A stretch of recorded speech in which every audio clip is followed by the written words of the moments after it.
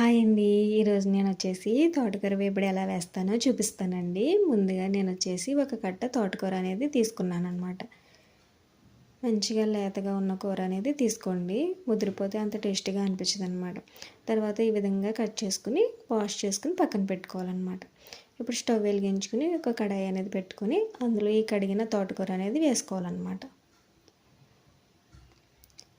ఈ విధంగా మొత్తం అంతా వేసేసుకున్న తర్వాత ఇప్పుడు ఇందులో మనము ఒక అరకప్పు వాటర్ అనేది వేసుకోవాలన్నమాట.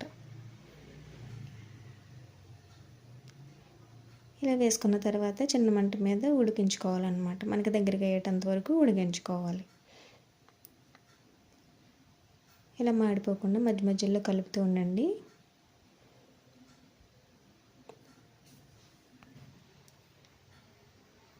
చూసారా, మనకి దగ్గరగా అవుతుంది కదండి తోటకూర అనేది.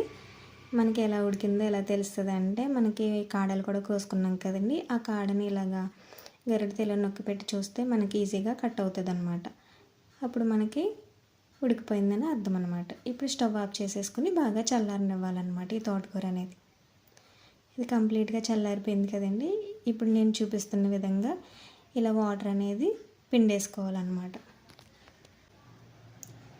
ఇలా మొత్తం అంతా పిండేసిన తర్వాత ఒక బౌల్లోకి వేసేసుకోండి. ఇలా చూపిస్తున్న విధంగా అలా అని గట్టిగా ప్రెస్ చేసేకండి, ఒక మాదిరిగా ఇలా లైట్గా. ఇప్పుడు ఈ వాటర్ని మనం కొంచెం అంత ఉప్పు, కొంచెం అంత నిమ్మరసం వేసుకుని తాగితే చాలా టేస్టీగా ఉంటుంది. ఒకసారి ట్రై చేసి చూడండి. ఇప్పుడు ఈ విధంగా చేసిన తర్వాత పక్కన పెట్టేసుకోండి. ఇప్పుడు స్టవ్ వెలిగించుకొని కడాయి పెట్టుకున్న తర్వాత అందులో ఒక 2 టేబుల్ స్పూన్ ఆయిల్ అనేది యాడ్ చేసుకోవాలన్నమాట. ఈ ఆయిల్ అనేది హీట్ అయిన తర్వాత ఇందులో మనం తాలింపు దినుసులు అనేవి వేసుకోవాలన్నమాట. తాలింపు దినుసులు వచ్చేసి నేను ఆవాలు, జీలకర్ర, మినపప్పు, కరివేపాకు, ఎండుమిర్చి ఇవన్నీ వేసుకున్నానండి. ఇవన్నీ మనకి మంచి కలర్ వచ్చే వరకు ఫ్రై చేసుకోవాలన్నమాట.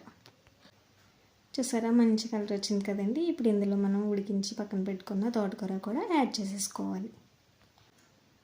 ఇలా వేసిన తర్వాత ఒకసారి బాగా కలుపుకోవాలన్నమాట, మొత్తం కలిసేటట్టుగా. ఇలా చక్కగా బాగా మిక్స్ చేసుకున్న తర్వాత ఇందులో రుచికి సరిపడినంత సాల్ట్ అనేది యాడ్ చేసుకోవాలి. అలాగే కొంచెం అంత పసుపు కూడా యాడ్ చేసుకోవాలన్నమాట.